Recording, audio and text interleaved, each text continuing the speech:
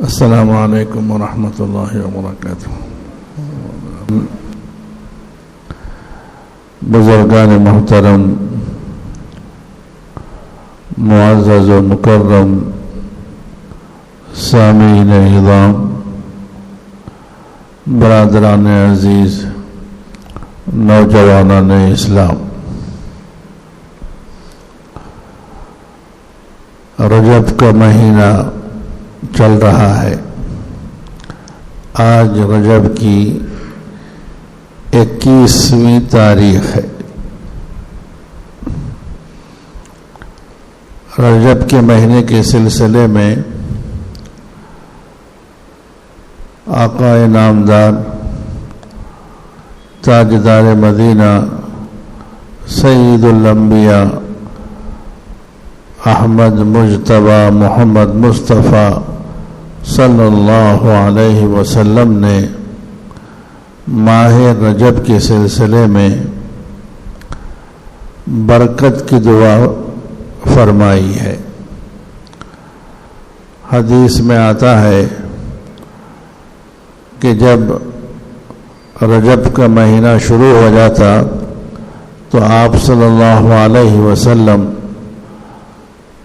دعا فرمایا کرتے تھے، اللہم بارک لنا فی رجب و شعبان وبلغنا رمضان۔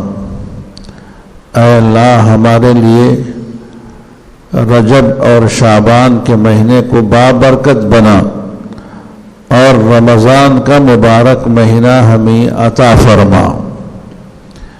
تو برکت کی دعا آپ صلی اللہ علیہ وسلم نے رجب کے مہینے کے لیے بھی کی ہے اور شعبان یعنی آگے اس کے بعد آنے والے مہینے کے لیے بھی کی ہے۔ تو اس میں مطلب یہ بیان کیا گیا ہے کہ رجب کا مہینہ ہو یا شعبان کا مہینہ ہو، ان دو مہینوں کے دن اور رات، صبح اور شام، ہر وقت بابرکت ہے، یعنی برکت والے ہیں۔ یعنی برکت والے ہیں یہ کہہ کر بتانا اس بات کی طرف ہے کہ تم برکت حاصل کرو۔ اب برکت حاصل کیسے ہوگی؟ برکت حاصل ہوگی اس کی عبادت سے، اللہ کی عبادت سے، اللہ کی اطاعت سے، اللہ کی فرما برداری سے، نمازوں سے، ذکر و اذکار سے، قرآن کی تلاوت سے، صدقہ و خیرات سے، اچھائیوں سے برکت حاصل ہوگی۔ یعنی اشارہ اس بات کی طرف ہے کہ اس مہینے میں اور آگے آنے والے مہینے میں خوب عبادت کرو اور گناہوں سے اپنے آپ کو بچاؤ، پرہیز کرو، چاہے چھوٹا گناہ ہو چاہے بڑا گناہ ہو، ہر گناہ سے اپنے آپ کو بچانے کی فکر کرو، اس لیے کہ یہ دونوں مہینے بابرکت مہینے ہیں۔ اور آپ صلی اللہ علیہ وسلم کی دعا سے یہ بھی معلوم ہوا کہ رمضان کے مہینے کی چاہت اور اس کا انتظار مسلمانوں کو کرنا چاہیے، اگرچہ کہ 2 مہینے بعد وہ مہینہ آنے والا ہے، لیکن مسلمانوں کو چاہیے کہ وہ ابھی سے اس کا انتظار کریں اور اپنے شوق کا اظہار کریں اور اللہ سے مانگیں کہ اے اللہ، ہمارے لیے رجب اور شعبان کے مہینے میں برکت عطا فرما اور رمضان کا مبارک مہینہ بھی ہمیں عطا فرما۔ یعنی ہماری زندگی اتنی لمبی کر دے کہ ہم رمضان سے پہلے ہم دنیا سے نہ چلے جائیں اور رمضان کی جو برکات ہیں، رمضان کی جو رحمتیں ہیں، رمضان کی جو برکتیں ہیں، ان سے ہم محروم نہ ہو جائیں۔ ہماری زندگی کو طویل فرما دے اور رمضان کا مبارک مہینہ ہمیں عطا فرما دے۔ تو آپ صلی اللہ علیہ وسلم نے یہ دعا فرما کر ہم مؤمنین کو اور اپنی امت کو یہ ترغیب دی ہے کہ ان 2 مہینوں میں عبادتوں کی کثرت کریں، گناہوں سے بچیں اور رمضان کا اشتیاق اور اس کا شوق اپنے دل میں رکھیں اور اس کو پانے کے لیے اللہ سے دعا کریں۔ عزیزان گرامی، رجب کے مہینے میں ایک بہت ہی عجیب و غریب اور انوکھا واقعہ بھی رونما ہوا ہے کہ اس واقعے کو معراج کا واقعہ کہتے ہیں۔ اسی لیے بعض لوگ رجب کے مہینے کو معراج کا مہینہ کہتے ہیں۔ مختلف اقوال ہیں محدثین کے، ان میں اکثر و بیشتر جو محدثین ہیں ان کا کہنا یہ ہے کہ معراج کا واقعہ یہ رجب کے مہینے ہی میں پیش آیا اور 27ویں تاریخ کو پیش آیا۔ آج 21ویں تاریخ ہے، اگلی جمعہ سے پہلے جمعرات 27ویں تاریخ ہے، تو اس سے رات، تو جمعرات کی جو رات ہے یعنی چہارشنبہ اور جمعرات کے درمیان والی جو رات ہے، چہارشنبہ اور جمعرات کے درمیان والی جو رات ہے وہ 27ویں شب ہے۔ تو اس شب میں رسول اللہ صلی اللہ علیہ وسلم کو اللہ نے معراج سے سرفراز فرمایا تھا۔ محدثین لکھتے ہیں اور سیرت نگار لکھتے ہیں کہ اللہ کے رسول صلی اللہ علیہ وسلم دعوت و تبلیغ کے سلسلے میں آپ نے جو تکلیفیں اٹھائیں، جو مشقتیں برداشت کی، مسلسل آپ پر مشقتیں اور تکلیفیں اتنی رہیں کہ آپ کو کسی سال نبوت کے بعد اطمینان اور چین سے گزارنے کا موقع نہیں ملا۔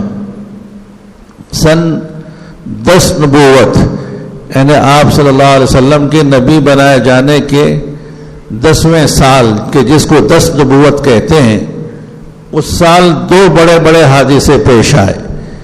ایک اپنے چچا ابو طالب کا انتقال ہوا، جو باہر کی دنیا میں آپ کے بہت زیادہ مددگار تھے، آپ کے محافظ تھے، دشمنوں کے سامنے آپ صلی اللہ علیہ وسلم کے لیے دیوار بن کر ہمیشہ کھڑے رہتے تھے، ان کا وصال ہو گیا۔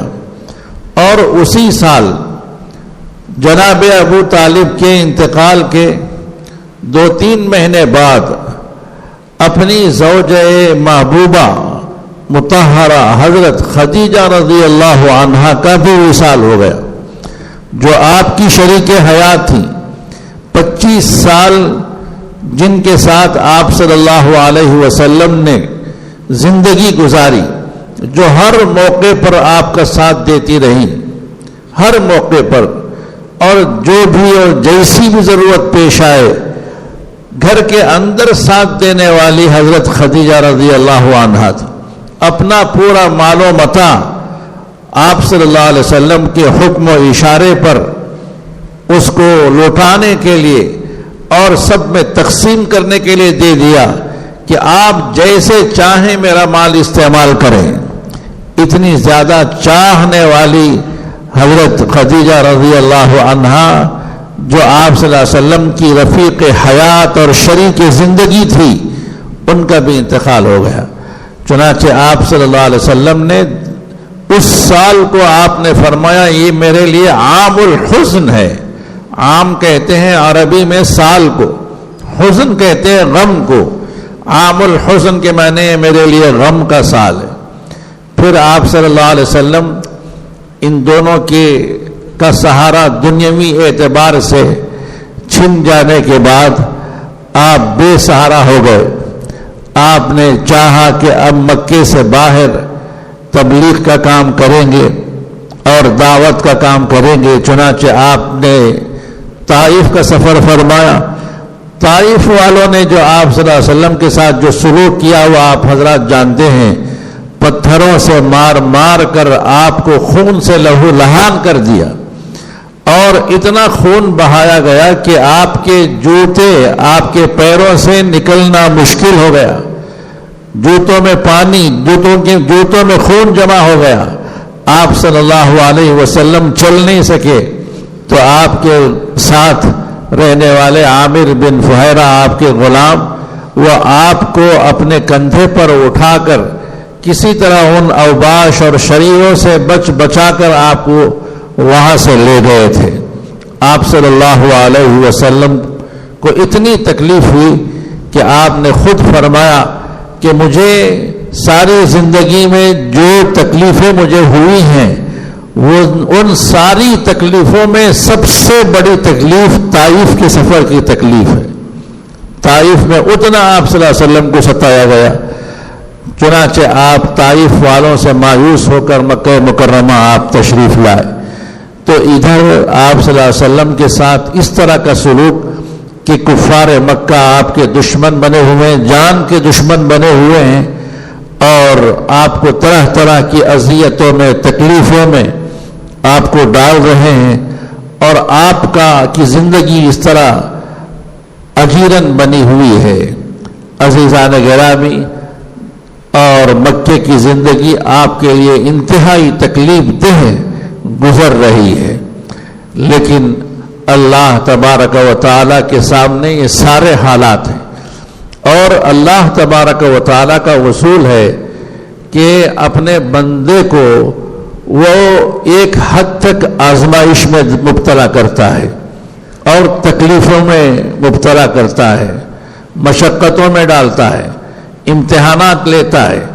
جب بندہ پورے استقامت کے ساتھ ان امتحانات اور ابتلاءات اور آزمائشوں میں کھرا اترتا ہے تو اللہ تبارک و تعالی انہی آزمائشوں کے بقدر اس کے درجات کو بلند کرتا ہے۔ چنانچہ آپ صلی اللہ علیہ وسلم کو جو ستایا گیا، آپ کو جو تکلیفیں پہنچائی گئیں، آپ کو جو ڈرایا گیا، خود آپ صلی اللہ علیہ وسلم فرماتے ہیں کسی نبی کو، کسی پیغمبر کو میرے سے پہلے اتنا نہیں ڈرایا گیا، اتنا ستایا نہیں گیا جتنا مجھے ستایا گیا ہے، اور آپ کو سب سے زیادہ ستایا گیا اور سب سے زیادہ ڈرایا گیا، سب سے زیادہ تکلیفیں آپ کو دی گئیں۔ اس لیے سارے پیغمبروں سے سب سے اونچے درجے پر اللہ نے آپ کو پہنچایا، سب سے اعلیٰ درجے پر۔ کسی پیغمبر کی رسائی وہاں تک نہیں ہوئی ہے جہاں تک رسول اللہ صلی اللہ علیہ وسلم کو پہنچایا گیا ہے۔ کیوں؟ اس لیے کہ تکلیفیں بھی زیادہ، مشقتیں بھی سب سے زیادہ، تو ان کا مقام بھی سب سے اونچا۔ تو معلوم ہوا کہ جتنی تکلیفیں اور جتنی آزمائشیں ہوتی ہیں اسی کے بقدر اللہ تعالیٰ مراتب اور درجات بھی اللہ تعالیٰ عطا فرماتے ہیں۔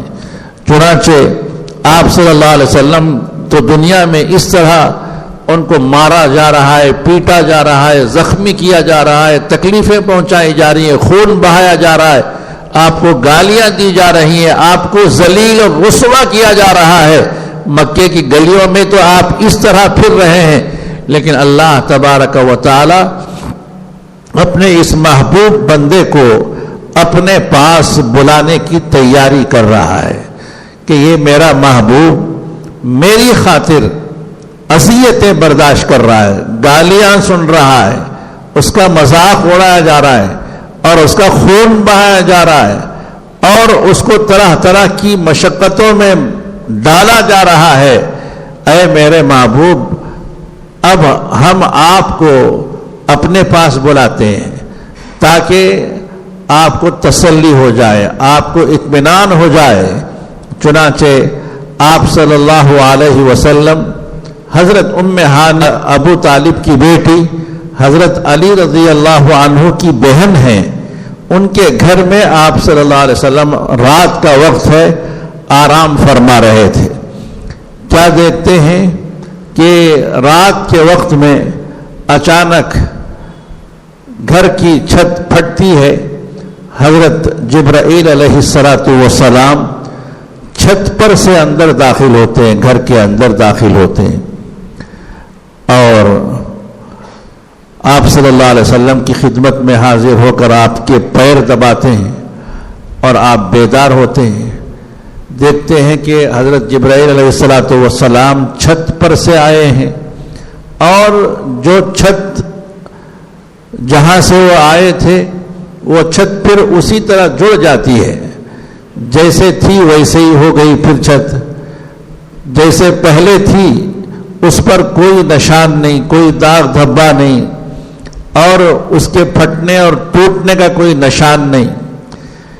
یہ کیا طریقہ ہے حضرت جبرائیل علیہ السلام کے آپ صلی اللہ علیہ وسلم کی خدمت میں حاضری کا, جبکہ حضرت جبرائیل علیہ السلام اس سے پہلے کئی بار آپ کی خدمت میں آ چکے ہیں, لیکن کبھی بھی اس طرح کا آنا نہیں ہوا کہ آپ کبھی اوپر سے آئے ہو.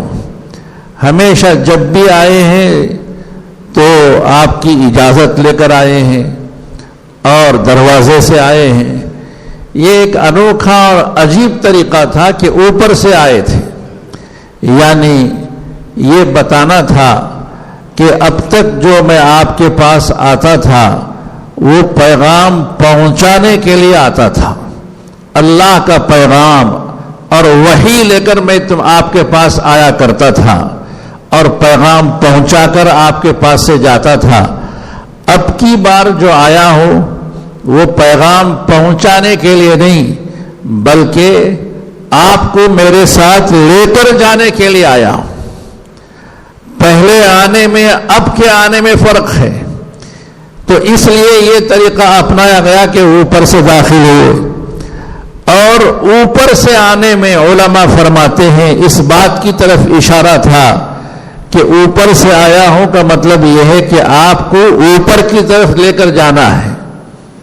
تو اوپر سے آنے سے اشارہ اس بات کی طرف ہے کہ اب کی بار آپ کو اوپر کی طرف لے کر جانا ہے. اور علماء فرماتے ہیں کہ چھت سے داخل ہوئے اور چھت پھٹی تھی پھر ٹھیک ہو گئی, اس میں کوئی پھٹن کا اثر نہیں, کوئی ٹوٹنے کا وہاں پر اثر نہیں ہے. تو آپ صلی اللہ علیہ وسلم کو بتانا یہ تھا کہ ابھی تھوڑی دیر کے بعد آپ کا سینہ چاک کیا جائے گا, آپ کا آپریشن کیا جائے گا, آپ کا سینہ کاٹا جائے گا اور آپ کے دل کو اندر سے نکال کر اس کو صاف کر کے اس میں علم و حکمت اور ایمان اس میں بھرا جائے گا. اور یہ جو چھت ہے جو آپ نے دیکھا ہے کہ جو پھٹی اور پھر درست ہو گئی, تو آپ کا سینہ بھی آپ کے دل کے لیے چھت کے مانند ہے. آپ کے دل کے لیے آپ کا سینہ بھی چھت کے مانند ہے. تو جیسے اوپر سے چھت میں سے داخل ہونے کی وجہ سے گھر والوں کو کوئی تکلیف نہیں ہوئی اور چھت کو بھی کوئی نقصان نہیں پہنچا, تو اسی طرح آپ کا آپریشن کیا جائے گا, آپ کا سینہ چاک کیا جائے گا کہ جس کی وجہ سے آپ کو کوئی تکلیف نہیں ہوگی اور آپ کے سینے پر کوئی نشان بھی نہیں رہے گا. اس طرح آپ کا آپریشن کیا جائے گا کہ سینے کھول کر دل باہر نکالا جائے گا, لیکن پھر سینہ حسب معمول ہو جائے گا, اس میں کوئی نشان نہیں باقی رہے گا. اس کی طرف بھی اشارہ کرنا تھا. علماء اکرام فرماتے ہیں اس لیے آپ صلی اللہ علیہ وسلم کے پاس حضرت جبرائیل علیہ السلام حسب معمول دروازے سے نہیں آئے تھے, اوپر سے آئے تھے, اس بات کی طرف اشارہ کرنے کے لیے.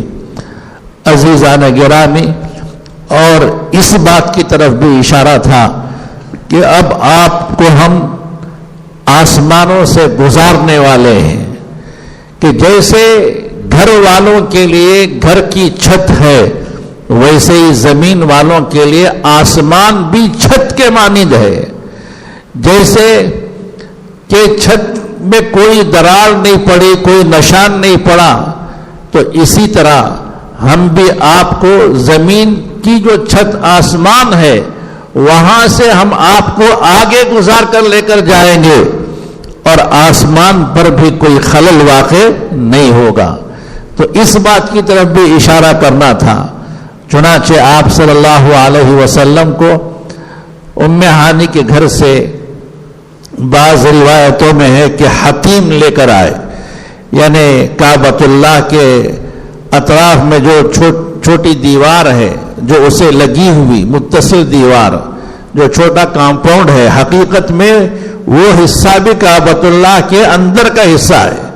وہاں پر آپ صلی اللہ علیہ وسلم کو لا کر لٹایا گیا اور آپ کا سینہ چاک کیا گیا، اور حضرت جبرائیل علیہ السلام نے آسمان سے اپنے ساتھ سونے کا تشت بھی لے آیا تھا، سونے کا تشت.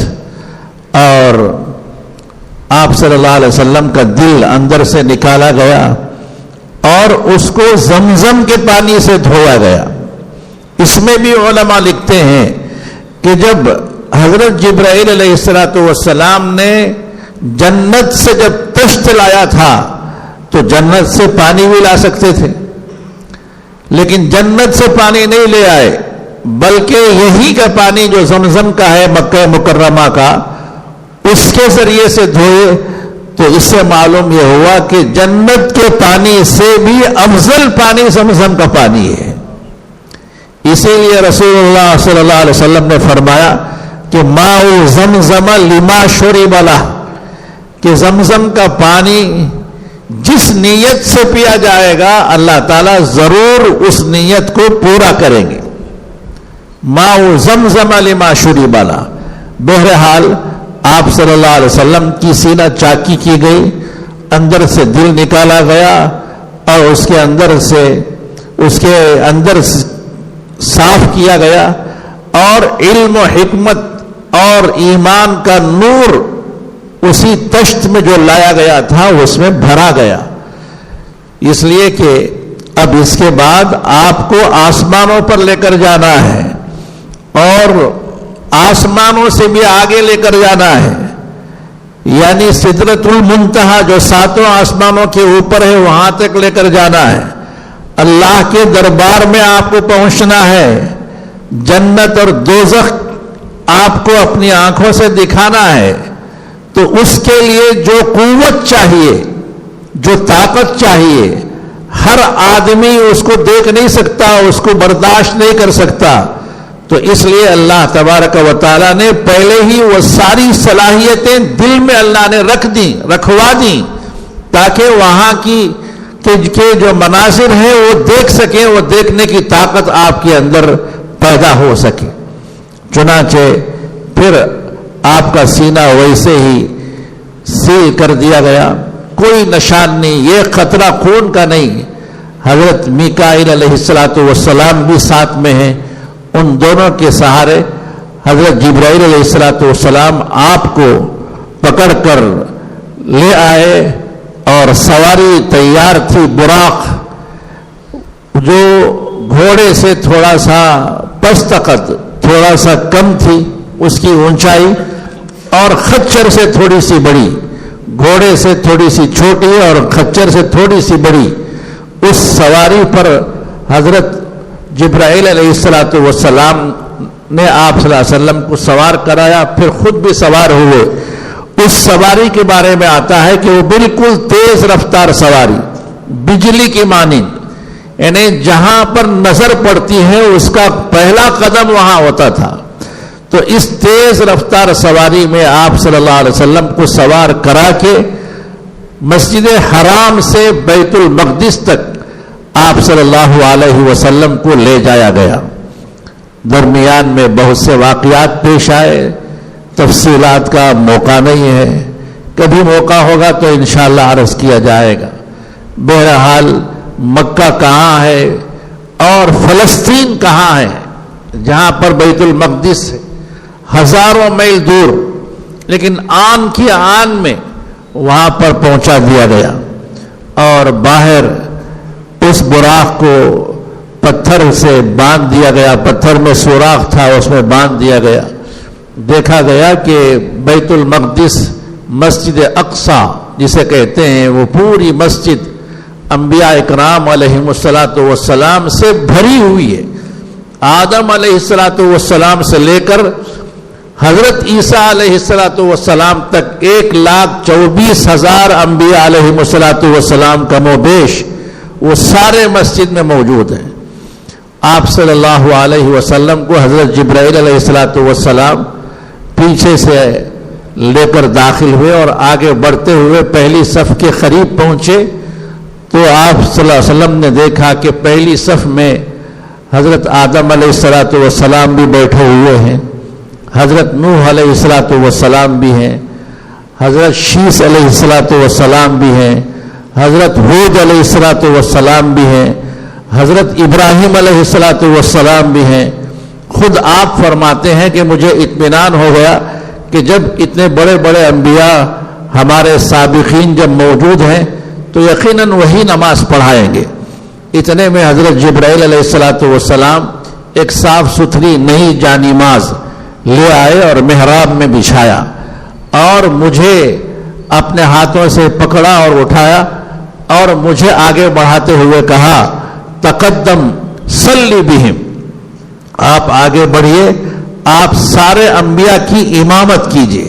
چنانچہ آپ صلی اللہ علیہ وسلم حضرت جبرائیل علیہ السلام کے آگے بڑھانے سے آگے بڑھے۔ علماء لکھتے ہیں کہ یہاں پر آپ صلی اللہ علیہ وسلم نے ادب کا پورا خیال رکھا، اس لیے کہ عمر کے لحاظ سے پورے بڑے بڑے انبیاء ہیں، ان کے سامنے خود ہو کر آگے نہیں بڑھے۔ جب حضرت جبرائیل علیہ السلام نے آگے بڑھایا تو آگے بڑھے اور آپ نے 2 رکعت نماز پڑھائی۔ پھر جلدی سے حضرت جبرائیل علیہ السلام آپ کو مسجد سے لے کر باہر نکلے تو ایک زینہ یعنی ایک سیڑھی لگی ہوئی تھی جو سیدھے آسمان اول تک پہنچتی تھی۔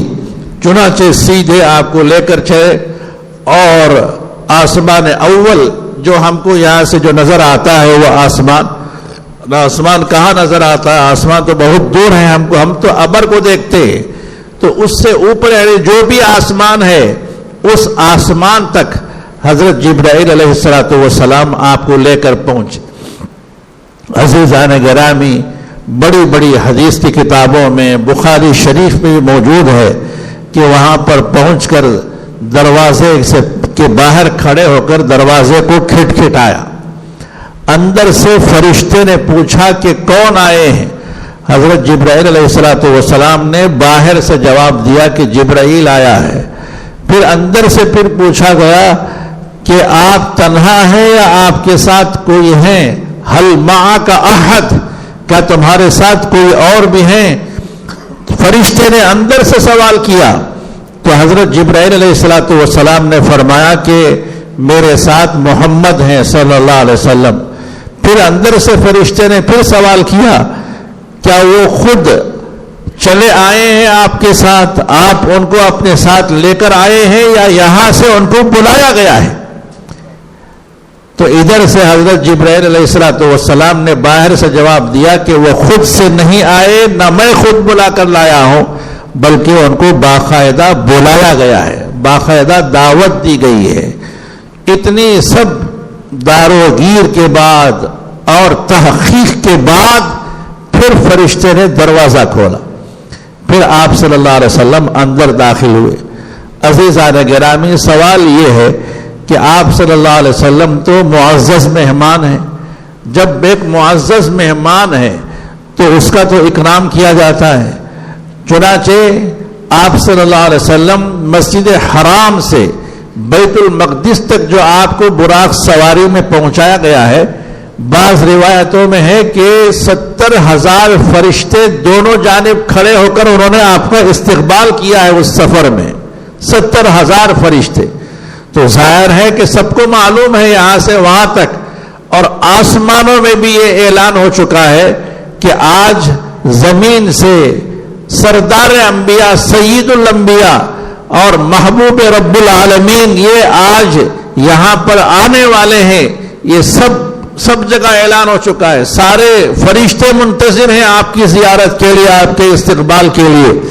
اس کے باوجود آپ صلی اللہ علیہ وسلم کے لیے باہر رکا کر اتنے سوال و جواب کرنا اور اتنا پوچھنا اور اتنا پوچھ کر اس کے بعد دروازہ کھولنا، اس کا کیا معنی ہے؟ پہلے سے تو دروازہ کھولا رکھنا چاہیے. جبکہ ہمارے یہاں کوئی اگر مہمان آنے والا ہو تو ہم یہ نہیں کرتے کہ اس کو باہر کھڑا کریں اور اتنے سارے سوالات کریں. اگر اتنے سارے سوالات کریں گے تو شاید وہ مہمان واپس چلا جائے گا. ارے یہ مجھے بلائے ہیں اور دیکھیے کیا میری عزت ہو رہی ہے. ارے آپ صلی اللہ علیہ وسلم تو مہمان خصوصی ہیں، تو آپ صلی اللہ علیہ وسلم کے لیے تو پہلے سے دروازہ کھلا رکھنا چاہیے تھا. اتنے سارے سوالات کیوں کیے گئے؟ اللہ تعالی حدیث کی شرح کرنے والوں کی قبر کو نور سے منور فرمائے کہ انہوں نے ہر بات، ہر ایک چیز، ہر ایک جز کو کھول کھول کر امت کے سامنے پیش کر دیا تاکہ کوئی سوال، کوئی الجھن باقی نہ رہے. یہ انہی کا حق تھا. اللہ تعالیٰ نے ان کو اتنی ذہانت دی اور اتنا علم دیا کہ وہ ساری باتوں کو ہمارے سامنے رکھ دی. چنانچہ شارحین فرماتے ہیں آپ صلی اللہ علیہ وسلم اتنے بڑے خاص مہمان اللہ کے، ان کے لیے پہلے ہی سے دروازہ کھلا رکھنا چاہیے تھا. لیکن یہاں پر آپ صلی اللہ علیہ وسلم کو جو بلایا گیا ہے آسمانوں پر، وہ یہاں کا نظام بتانے کے لیے، نظام بتانا تھا کہ یہاں کا جو نظام ہے وہ آپ دیکھیں کتنا مضبوط نظام ہے، کتنا مستحکم نظام ہے کہ کوئی یہاں پر کسی کے آنکھوں میں دھول جھونک کر یہاں کوئی کام نہیں کر سکتا. چاہے جبرائیل علیہ السلام آپ کے پاس روزانہ آتے جاتے ہوں، لیکن ان کے لیے بھی ان سب مراحل سے گزرنا پڑتا ہے.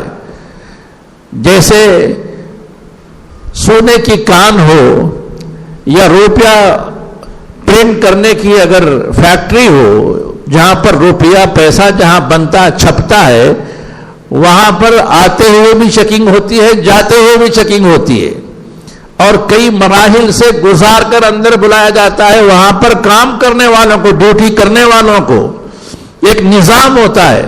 تو اللہ تعالیٰ یہ بتانا چاہتے تھے کہ ہمارا جو آسمانی نظام ہے یہ کوئی معمولی نظام نہیں ہے. آپ کے یہاں سے، آپ کے یہاں جو ہمارے فرشتے جبرائیل علیہ السلام جو پیغام لے کر آپ کے پاس آتے ہیں، یہاں کا نظام دیکھیے کہ کیسا مضبوط ہے اور کیسا متین ہے، کیسا مستحکم ہے. یہ آپ صلی اللہ علیہ وسلم کو بتانا تھا. چنانچہ آپ صلی اللہ علیہ وسلم پہلے آسمان میں سے داخل ہوئے تو دیکھا کہ ایک بزرگ اور ایک بوڑھے میاں بیٹھے ہوئے ہیں. آپ صلی اللہ علیہ وسلم سے کہا گیا کہ سلام کیجئے. آپ نے سلام کیا تو انہوں نے جواب دیا. جواب دینے کے ساتھ انہوں نے کہا کہ مرحبا بالنبی الصالح والابن الصالح، مبارک بادی ہو، مرحبا ہو، خوش آمدید ہو نبی کے لیے اور بیٹے کے لیے، والابن الصالح، نیک بیٹے کے لیے، نیک نبی کے لیے اور نیک بیٹے کے لیے. حضرت جبرائیل علیہ السلام نے فرمایا کہ یہ آپ کے باپ حضرت آدم علیہ السلام ہیں. چنانچہ باپ بیٹے دونوں کی ملاقات ہوئی پہلے آسمان پر.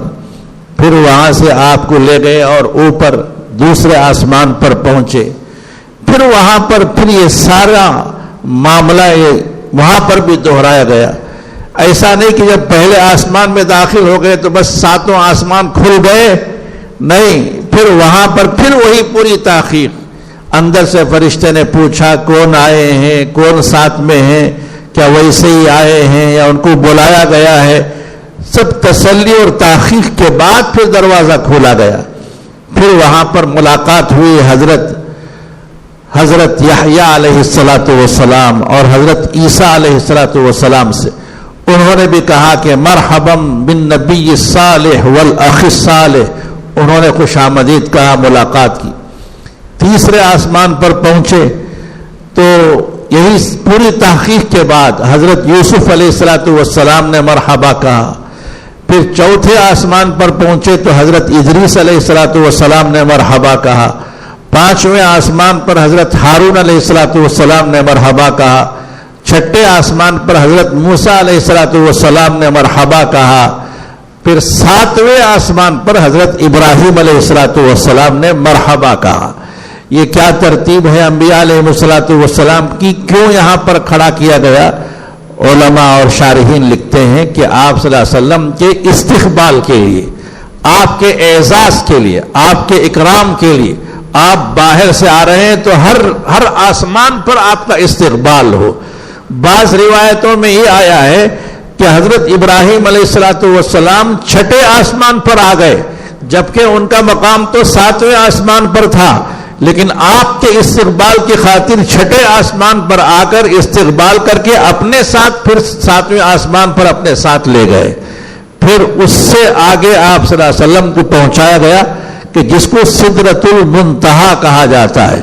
अज़ीज़ान गिरामी, इस तरह एक बहुत ही अनोखा और अजीब व गरीब जो वाक़या जो पेश आया, ये कोई ख्वाब वाला वाक़या नहीं है कि ख्वाब में आपको मेराज हुई हो या रूहानी तौर पर आपको मेराज हुई हो, नहीं, बल्कि बाकायदा जिस्म के साथ जिस्मानी तौर पर आप सल्लल्लाहु अलैहि वसल्लम के मेराज की दौलत अल्लाह ने उससे आपको सरफराज फरमाया है। तो बहरहाल अज़ीज़ान गिरामी, अर्ज करना यह है कि यहां तो दुनिया में आप सल्लल्लाहु अलैहि वसल्लम मक्के की गलियों में मारे मारे फिर रहे हैं, आपको कोई गाली दे रहा है, आपको कोई मजाक उड़ा रहा है, आपका कोई ठट्टा कर रहा है, आप पर पत्थर फेंके जा रहे हैं, आपको खून से लहूलुहान किया जा रहा है, लेकिन अल्लाह तबारक व तआला आपके दर्जात को बुलंद कर रहा है और आपको इन सब तकलीफों और मुसीबतों से अलग करके आपको एक तफरीह कराने के लिए आपने अपने पास बुलाया कि आप देखिए यहाँ का निज़ाम, और ताकि आपके दिल को सुकून हो, ताकि आपको इत्मीनान हो। चुनांचे अल्लाह ताला ने फरमाया, सुब्हानल्लज़ी असरा बिअब्दिही, पाक है वो ज़ात, सुब्हानल्लज़ी असरा बिअब्दिही, जो अपने बंदे को रातों रात ले गया। असरा बिअब्दिही लैलम मिनल मस्जिदिल हराम इलल मस्जिदिल अक्सा, रात के थोड़े से हिस्से में मक्का मुकर्रमा की मस्जिद हराम से लेकर बैतुल मक़दिस तक, इलल मस्जिदिल अक्सा अल्लज़ी बारकना हौलहू, जिसके अतराफ हमने बरकतें रखी हैं। ये सफर क्यों कराया? लिनुरियहु मिन आयातिना, ताकि हम हमारी निशानियां उनको बताएं। लिनुरियहु मिन आयातिना इन्नहु हुवस समीउल बसीर, यकीनन वो सब कुछ देखने वाला है और सारी बातें सुनने वाला है। इन्नहु हुवस समीउल बसीर। अज़ीज़ान गिरामी, तो रात के थोड़े से मुख्तसर से हिस्से में कहते हैं, रिवायतों में है कि जो आपका मेराज का इतना तवील सफर हुआ कि 7 आसमानों के ऊपर चले गए। आज भी दुनिया इतनी ज्यादा तरक्की करने के बावजूद, इतनी ज्यादा तरक्की करने के बावजूद चांद तक पहुंची है, चांद तक कमंदे डालकर अपने बगले बजा रही है और वहां पर रिहाइश के लिए वहां के हालात देख रही है कि यहां पर क्या इंसान बच सकता है, और उससे आगे मरीख तक वो पहुंचने की कोशिशें की जा रही है। अज़ीज़ान गिरामी, उससे कहीं ऊपर आसमान अव्वल है, आसमान अव्वल तक तो अभी तक कोई नहीं पहुंचा, कोई नहीं पहुंचा। सबसे पहला जो खलाई जहाज जो उड़ाया गया है दुनिया में, वो आप सल्लल्लाहु अलैहि वसल्लम का है। आप सल्लल्लाहु अलैहि वसल्लम की जो परवान है, जो आपकी परवाज है, वहां तक कोई नहीं पहुंचा, न पहुंच सकता है। अज़ीज़ान गिरामी, पहला आसमान क्या, 7वां आसमान सिदरतुल मुंतहा से भी अल्लाह ताला ने आपको ऊपर ले गया, और ये सब नज़ारे और मनासिर अल्लाह ने आपको बताए। रिवायतें मौजूद है कि जिस बिस्तर से आप उठकर गए थे, जाकर वापस आए तो वो बिस्तर उसी तरह गर्म था, और जिस दरवाजे से आपको लेकर गए थे, जहां पर वो कुंडी लगी हुई थी, वो उसी तरह हिल रही थी, आप जाकर वापस आ गए। यानी अल्लाह ताला ने दुनिया को रोक दिया था, थाम दिया था, यानी जमाने को अल्लाह ने रोक दिया था। कितना वक्फा हुआ होगा? उलमा फरमाते हैं 18 साल अल्लाह ने दुनिया को रोक दिया था। 18 साल का वक्फा था कि सब लोग 18 साल तक वैसे ही रहे, آپ صلی اللہ علیہ وسلم جا کر پھر آسمانوں کی سیر کر کے اللہ سے ملاقات کر کے پھر نمازوں کا تحفہ لے کر جنت اور دوزخ دونوں کا نظارہ کر کے آپ صلی اللہ علیہ وسلم واپس تشریف لائے. معراج کا اور بھی باقیہ حصہ ہے، انشاءاللہ میں آئندہ جمع عرض کرنے کی کوشش کروں گا. دعا فرمائے اللہ تبارک و تعالی معراج کی جو صحیح حقیقت ہے وہ اللہ ہم کو سمجھائے، اور اس کے اندر جو رموز اور حقائق ہیں اللہ تعالیٰ صحیح طور پر وہ ہم کو بتائے، اور اس کی برکتوں سے اللہ تعالیٰ ہم کو مالا مال فرمائے. آپ صلی اللہ علیہ وسلم جو معراج سے جو نمازوں کا جو تحفہ لے کر آئے تھے، اس تحفے کی قدردانی کرتے ہوئے 5 وقتہ نماز پابندی کے ساتھ پڑھنے کی توفیق عطا فرمائے.